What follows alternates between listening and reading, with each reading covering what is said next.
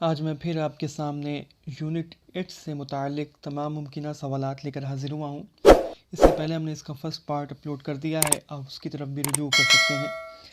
تو پہلا سوال ہے کہ خاکہ کے لغوی معنی کیا ہوتا ہے؟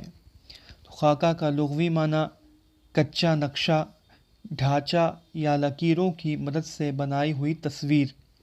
خاکہ کسی شخصیت کا معروضی مطالعہ ہے۔ یہ کس کی تعریف ہے؟ خاکہ کسی شخصیت کا معروضی مطالعہ ہے۔ تو خاکہ کی یہ تعریف نثار احمد فاروقی نے کی ہے۔ خاکہ کا فن بہت مشکل اور کٹھن فن ہے۔ اگر نثر میں غزل کا فن کہا جائے تو غلط نہ ہوگا۔ جس طرح غزل میں طویل مطالب بیان کرنے پڑتے ہیں، ٹھیک اسی طرح خاکے میں مختصر الفاظ میں پوری شخصیت پر روشنی ڈالنی پڑتی ہے۔ یہ کس کا قول ہے؟ تو یہ خلیق انجم کا قول ہے کہ خاکہ کا فن بہت مشکل اور کٹھن فن ہے۔ اسے اگر نثر میں غزل کا فن کہا جائے تو غلط نہ ہوگا۔ جس طرح غزل میں طویل مطالب بیان پڑتے ہیں، ٹھیک اسی طرح خاکے میں مختصر الفاظ میں پوری شخصیت پر روشنی ڈالنی پڑتی ہے۔ اردو کا پہلا خاکہ نگار کسے تسلیم کیا جاتا ہے؟ تو مرزا فرحت اللہ بیگ کو اردو کا پہلا خاکہ نگار تسلیم کیا جاتا ہے، اور ان کی تصنیف نذیر احمد کی کہانی کچھ ان کی کچھ میری زبانی کو پہلا خاکہ تسلیم کیا جاتا ہے۔ سجاد حیدری الدرم نے خافی خان میں کس کا خاکہ لکھا ہے؟ تو سجاد حیدری الدرم نے خافی خان میں حسرت موہانی کا خاکہ لکھا ہے۔ ایک وصیت کی تعمیل میں کس کا خاکہ ہے؟ ایک وصیت کی تعمیل یہ مرزا فرحت اللہ بیگ کا خاکہ ہے۔ چند ہم عصر کس کے خاکوں کا مجموعہ ہے؟ تو چند ہم عصر مولوی عبدالحق کے خاکوں کا مجموعہ ہے۔ گنج ہائے گرا مایا اور ہم نفسان رفتہ کس کے خاکوں کا مجموعہ ہے؟ گنج ہائے گرا مایا اور ہم نفسان رفتہ یہ رشید احمد صدیقی کے خاکوں کا مجموعہ ہے۔ گنجے فرشتے، لاؤڈ اسپیکر اور شخصیتیں یہ کس کے خاکوں کے مجموعے ہیں؟ گنجے فرشتے، لاؤڈ اسپیکر اور شخصیتیں، تو یہ تینوں خاکوں کے مجموعے سعادت حسن منٹو کے ہیں۔ وہ صورتیں الہی یہ کس کا لکھا ہوا خاکہ ہے؟ تو وہ صورتیں الہی یہ مالک رام کا لکھا ہوا خاکہ ہے۔ کندن کس کا خاکہ ہے؟ تو کندن رشید احمد صدیقی کا خاکہ ہے۔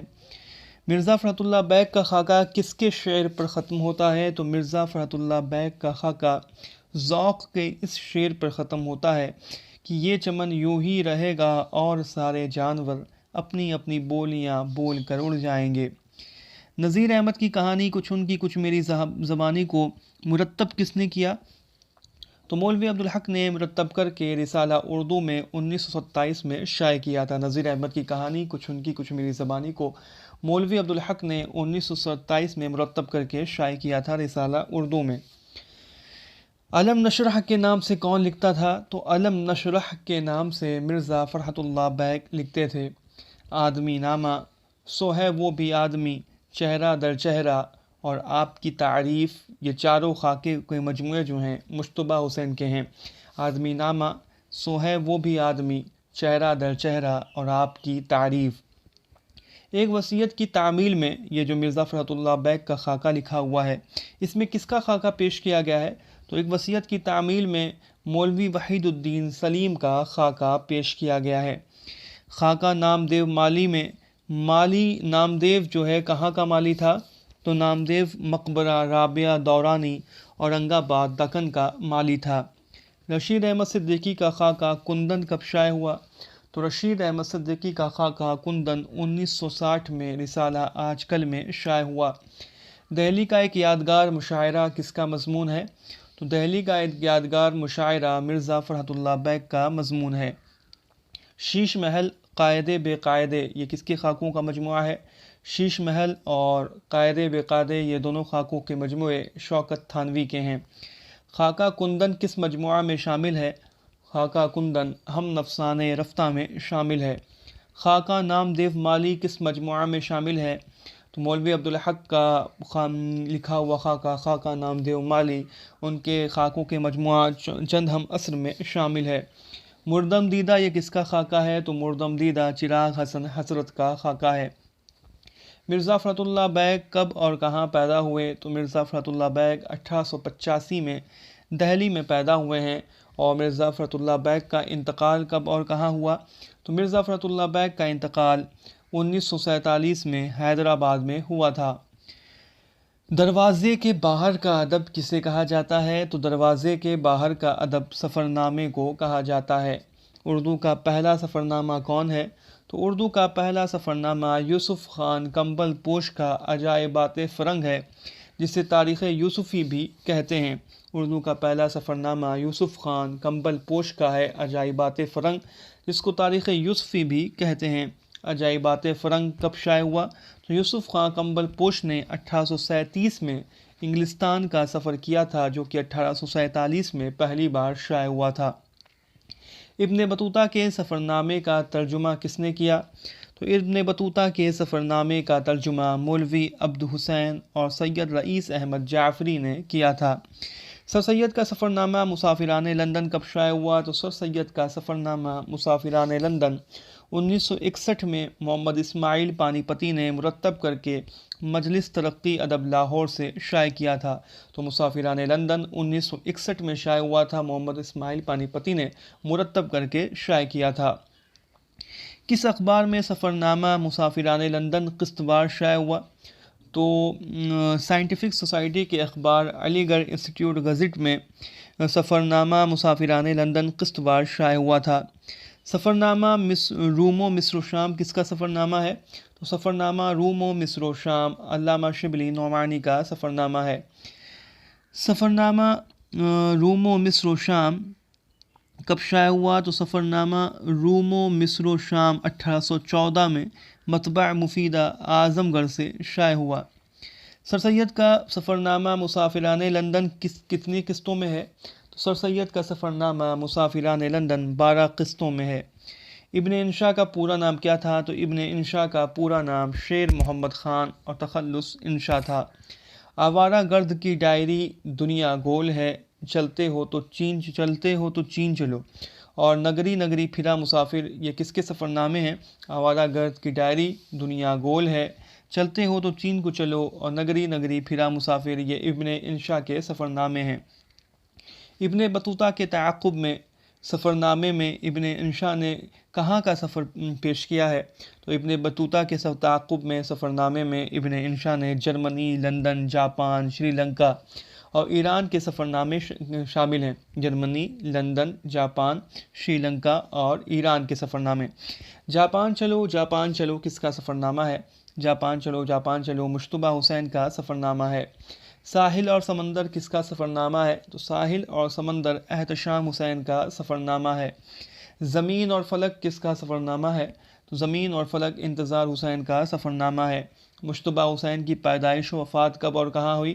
تو مشتبہ حسین کی پیدائش 15 جولائی 1936 کو گلبرگہ میں ہوئی، یہاں پہ حیدرآباد لکھا ہوا ہے، گلبرگہ میں ہوئی تھی، اور وفات 27 مئی 2020 کو حیدرآباد میں ہوئی ہے۔ تو یہ 15 جولائی 1936 میں گلبرگہ میں پیدا ہوئے ہیں، اور 27 مئی 2020 کو حیدرآباد میں ان کا انتقال ہوا ہے۔ مشتبہ حسین کا سفر نامہ جاپان چلو کب شائع ہوا؟ تو مشتبہ حسین کا سفر نامہ جاپان چلو پہلی بار 1983 میں شائع ہوا۔ سفر لخت لخت کس کا سفر نامہ ہے؟ تو سفر لخت لخت مشتبہ حسین کا سفر نامہ ہے۔ 20 دن انگلستان، یہ کس کا سفر نامہ ہے؟ 20 دن انگلستان، یہ وزیر آغا کا سفر نامہ ہے۔ کالا پانی، یہ کس کا سفر نامہ ہے؟ تو کالا پانی مولوی محمد جعفر تھانے سری کا سفر نامہ ہے۔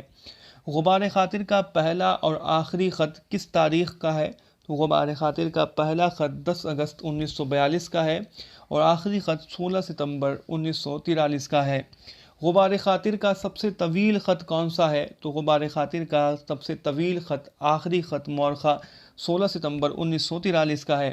غبار خاطر کے خطوط ابوالکلام آزاد کس کے نام لکھتے تھے؟ تو غبار خاطر کے خطوط مولانا ابوالکلام آزاد مولانا حبیب الرحمن خان شیروانی کے نام لکھتے تھے۔ مولانا ابوالکلام آزاد نے غبار خاطر نام کہاں سے مستعار لیا تھا؟ مولانا ابوالکلام آزاد نے غبار خاطر نام میر عظمت اللہ خان بے خبر بلگرامی کے رسالے سے مستعار لیا تھا۔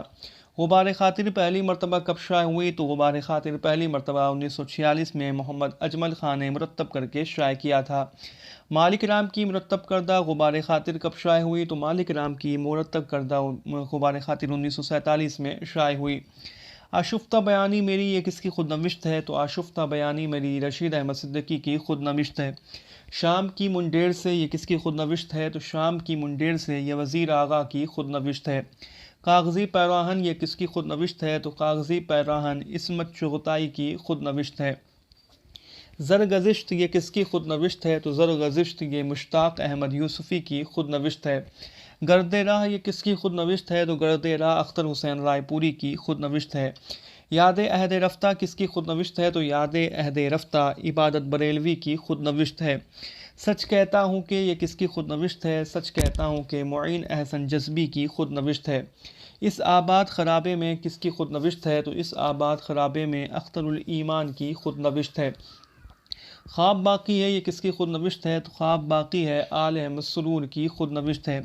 ورود مسعود کس کی خود نوشت ہے؟ تو ورود مسعود مسعود حسین خان کی خود نوشت ہے۔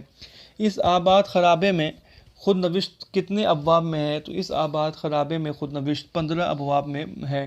اس آباد خرابے میں خود نوشت کب شائع ہوئی؟ تو اس آباد خرابے میں خود نوشت 1996 میں لکھی گئی تھی۔ 1988 میں ورود مسعود ہے، 1991 میں ہے 1988 میں ہے ورود مسعود حسین خان کی، اور اس آباد خرابے میں 1996 میں ہے۔ حالی نے حیات سعدی کب لکھی؟ تو حالی نے حیات سعدی 1886 میں لکھی تھی۔ مقدمہ شعر و شاعری کی طرح یادگار غالب کو بھی اپنے موضوع پر بنیادی کتاب کی حیثیت حاصل ہے۔ یہ قول رشید حسن خان کا ہے کہ مقدمہ شعر و شاعری کی طرح یادگار غالب کو بھی اپنے موضوع پر بنیادی کتاب کی حیثیت حاصل ہے۔ رشید حسن خان کا یہ قول۔ حیات جاوید کتنے حصوں میں ہے؟ تو حیات جاوید 2 حصوں میں ہے۔ حیات جاوید پہلی مرتبہ کب شائع ہوئی اور کہاں سے شائع ہوئی؟ تو حیات جاوید پہلی مرتبہ 1901 میں نامی پریس کانپور سے شائع ہوئی تھی۔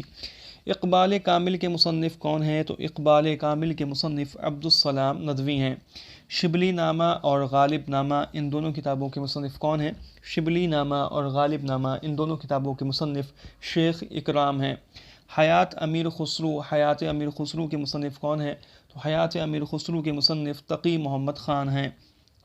سیرت صدیق کے مصنف کون ہیں؟ تو سیرت صدیق کے مصنف حبیب الرحمن خان شیروانی ہیں۔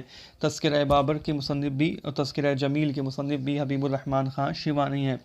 شبلی کی المامون کب شائع ہوئی؟ تو شبلی کی المامون 1889 میں شائع ہوئی تھی۔ 1889 میں 1891 میں سیرت النعمان ہے، 1898 میں الفاروق ہے۔ سوانح مولانا روم یہ بھی علامہ شبلی کی کتاب ہے، یہ کب شائع ہوئی؟ تو سوانح مولانا روم 1906 میں شائع ہوئی تھی۔ سوانح مولانا روم 1906 میں شائع ہوئی، اس کے مصنف علامہ شبلی نعمانی ہیں۔ ذکر جمیل اور تذکرہ بابر جیسا کہ میں نے بتایا کہ یہ حبیب الرحمن خان شیروانی کی کتاب ہے۔ حیات حافظ کے مصنف کون ہیں؟ تو حیات حافظ کے مصنف محمد اسلم جیراج پوری ہیں۔ شبلی کی المامون کا دیباچہ کس نے لکھا تھا؟ تو علامہ شبلی نعمانی کی المامون کا دیباچہ سر سید احمد خان نے لکھا تھا۔ ذکر غالب کے مصنف کون ہیں؟ تو ذکر غالب کے مصنف مالک رام ہیں۔ مرزا فرحت اللہ اردو کا پہلا خاکہ کسے تسلیم کیا جاتا ہے؟ تو نذیر احمد کی کہانی کچھ ان کی کچھ میری زبانی کو اردو کا پہلا خاکہ تسلیم کیا جاتا ہے۔ خاکہ کسی شخصیت کا معروضی مطالعہ ہے۔ نثار احمد فاروقی کا قول ہے وہ صورتیں الہی یہ مالک رام کا لکھا ہوا خاکہ ہے۔ علم نشرہ کے نام سے مرزا فرحت اللہ بیگ لکھا کرتے تھے۔ خاکہ نذیر احمد کی کہانی کچھ ان کی کچھ میری زبانی کو مولوی عبدالحق نے 1927 میں مرتب کر کے رسالہ اردو میں شائع کیا تھا۔ آدمی نامہ سو ہے وہ بھی آدمی یہ دونوں مجتبیٰ حسین کے خاکوں کا مجموعہ ہے۔ چہرہ در چہرہ آپ کی تعریف بھی یہ بھی انہی کا ہے۔ سوانح عمری میں خاکے کی گنجائش ہوتی ہے لیکن خاکے میں سوانح عمری مشکل سے سماتی ہے۔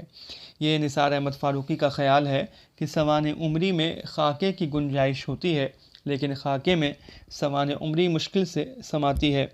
یاد یار مہربان یہ کس کا خاکہ ہے؟ یاد یار مہربان تو یہ خواجہ احمد فاروقی کا خاکہ ہے۔ یاد یار مہربان۔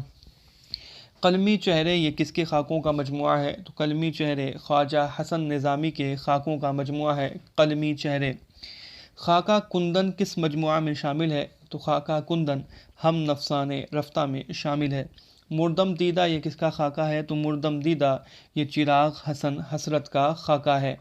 تو یہ میں نے آپ کے سامنے یونٹ 8 سے متعلق تمام ممکنہ سوالات آپ کے سامنے رکھنے کی کوشش کی ہے۔ آپ اس ویڈیو کو لائک کریں اور چینل کو سبسکرائب کریں۔ جلدی ہم اگلی ویڈیو بھی اپلوڈ کریں گے۔